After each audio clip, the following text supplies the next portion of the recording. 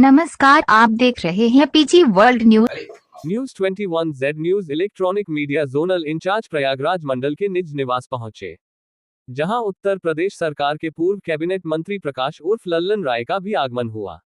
सूत्रों के द्वारा खबर यह मिली कि electronic media zonal incharge Prayagraj मंडल विवेक कुमार जायसवाल की कुछ दिनों पहले निजी हॉस्पिटल में भर्ती थे, जहां उनका ऑपरेशन हुआ था। ऑपरेशन के बाद विवेक कुमार जायसवाल के स्वास्थ्य का हाल चाल लेने पहुंचे थे मंत्री जी, जहां मंत्री जी ने हाल चाल लिए और चाय की चुस्कियों में प्रयागराज में सन 2025 में महाकुंभ का जिक्र भी किया और उत्तर प्रदेश के मुख्यमंत्री योगी आदित्यनाथ एवं उप मुख्यमंत्री केशव प्रसाद मौर्य का भी जिक्र करते हुए मेला में तैयारियों को लेकर बताया कि मेला में बहुत काम पिछड़ा हुआ है, जो कि पूरी तरह से मेला जो सोचा गया था वो किसी भी सूरत में पूरा नहीं करा पाएंगे और पूरे शहर में जहां भी रोड बन रही है कोई भी रोड सही नहीं बनाई जा रही है।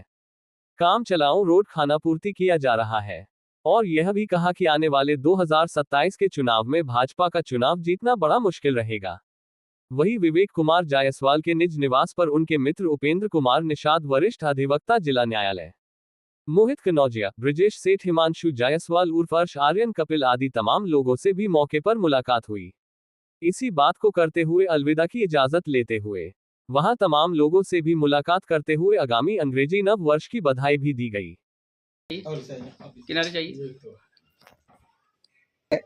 आज उत्तर प्रदेश सरकार योगी आदित्यनाथ जी का महाकुंभ के नाम से 5 बार दौरा हुआ प्रयागराज की पावन धरती पे, और उनका कहना है कि महाकुंभ के नाम से उनके मंत्रिमंडल के लोगों ने दावत भी दे दिया है, बट भी रही है दावत यहाँ आने के लिए, और मेले की तैयारी अभी हुई नहीं है और उस पे लोगों का कहना है कि महाकुंभ दिव्य कुंभ होगा। तो इस पर आप क्या कहना चाहेंगे? देखिए, पहली बात तो ये है कि इस महाकुंभ में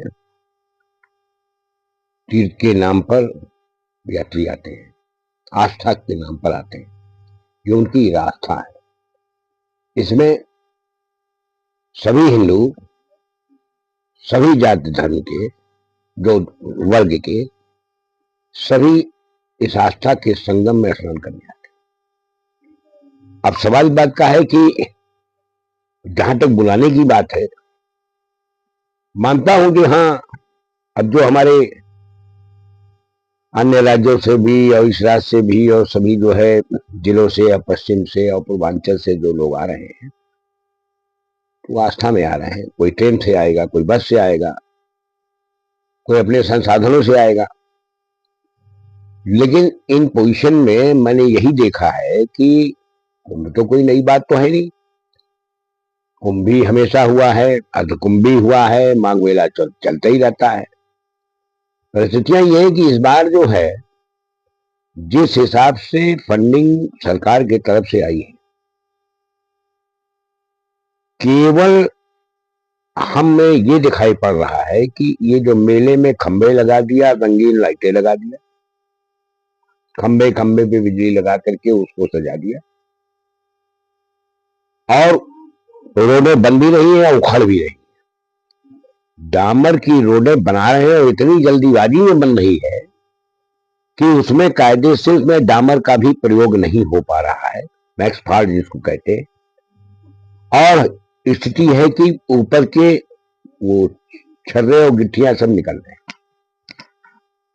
मैं निश्चित इस बात के गारंटी के साथ कहना चाहता हूं कि जितने भी नाले, नाली या सड़क जो जल्दीबाजी में बन रहे हैं डामर वाली, मेले के बाद सब उखड़ा हुआ नजर आएगा जो शहर के अंदर चल रहा है, या जमुना जी के किनारे अरवली साइड में बन रहा है, या आपके इधर दारागंज साइड में बन रहा है, गलियां बन रही हैं।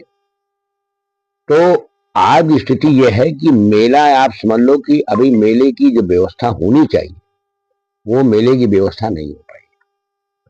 जितने बड़े बड़े साधु संत मठ जो आपके जो हैं, आज मेले में जाकर देखिए, हमने तो आज हमारा उजाला में फोटो देखी है कि जहां बड़े बड़े साधु और शंकराचार्य और डिस्ट्रिक्ट से मंडलेश्वर जो है, सारे लोग जो हैं, जहां उनको जमीनें मिली हैं, अभी तो खैर निर्माण तो हो ही नहीं पा रहा है क्योंकि अभी मामला कच्चा है, मार्ग भी कच्चा है, बालू की रेतें हैं, वहां पर न तो प्रेशर हुआ, न तो उसको रोलिंग की गई, न तो वहां पर अभी बुलडोजर चला, अरे वो बैलेट चला, और चक्कर प्लेट तक नहीं बिछा हुआ है।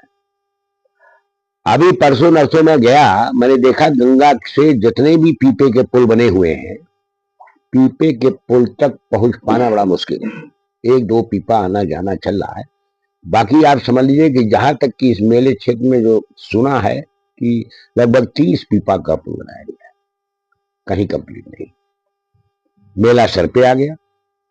बड़े बड़े साधु संतों की जहां कुटिया लगनी है, जहां उनका पंडाल लगना है, वहां पे हमारी रोड नहीं बनी, पानी के अभी जाल नहीं बिछा है, स्थिति बड़ी खराब है। मानते हैं कि चलिए ठीक है, बांध के नीचे पानी था, पानी सूखने में थोड़ा वक्त लगा, लेकिन स्मार्ट सिटी के नाम पर ही तो 2021 की योजना, महायोजना स्मार्ट सिटी, और 12-13 में प्राधिकरण में, उस वक्त बोर्ड में हम लोग मेंबर थे, और उस वक्त ये योजना पास हुई थी स्मार्ट सिटी की। उस समय 12-13 में जब ये समाजवादी पार्टी की सरकार थी, तो ये तो खागा जोड़ी उस वक्त से है, रिकॉर्ड निकाल के देख लें कि ये योजनाएं स्मार्ट सिटी की और प्रयागराज को सुंदर बनाने में और आपका कुंभ में, ये सब योजनाएं जितनी भी थी, बाहर बाहर जितने सरस्वती हाईटेक से लेकर के, और ये जो आप देख रहे हैं जो सरसों से पुल जा रहा है, गंगा से निकल करके उधर जाएगा, मिर्जापुर रोड को क्रॉस करेगा, रीमा जिसको जाना है, जिसको बांदा जाना है, वो तो पहले से प्रस्तावित है। तो मेरा ये कहना है कि केवल लूट मची है। प्रयागराज में 4 बार महाकुंभ को लेकर के मुख्यमंत्री जी का आगमन हो चुका है।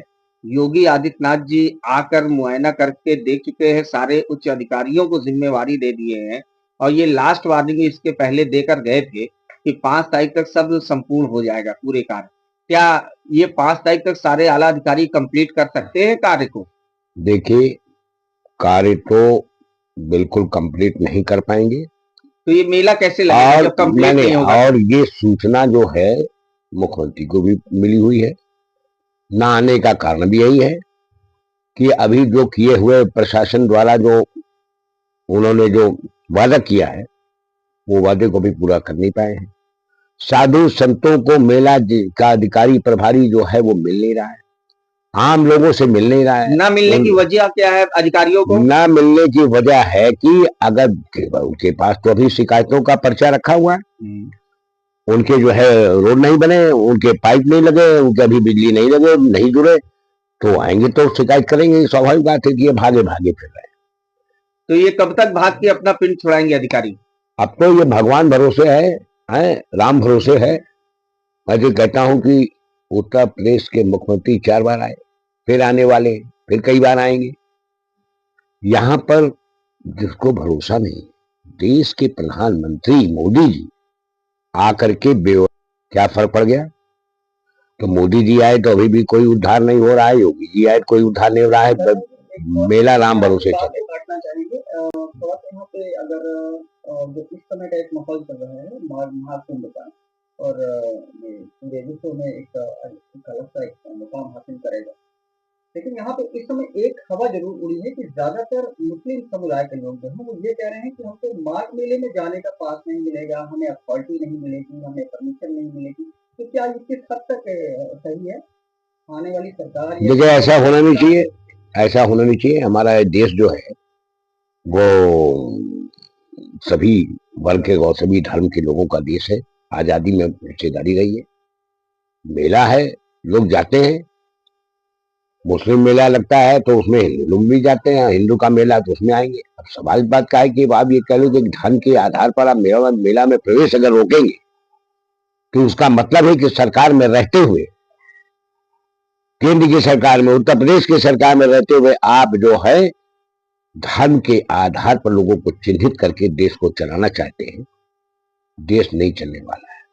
गंगा जमुना की तहजीब भी ये भाजपा सरकार के लोग भूल गए हैं। देखिए, मर्यादा पुरुषोत्तम राम ने कभी नहीं सिखाया कि आप किसी का कत्लेआम करो, किसी को दुख दो, किसी को परेशान करो। धर्म के राम राजनीति करो, हर आदमी का ईश्वर है। आज मुस्लिम हैं तो उनके भी अल्लाह है, हमारे भी भगवान है, सबको इबादत करने का अधिकार है, सब अपनी अपनी पूजा पाठ करते हैं।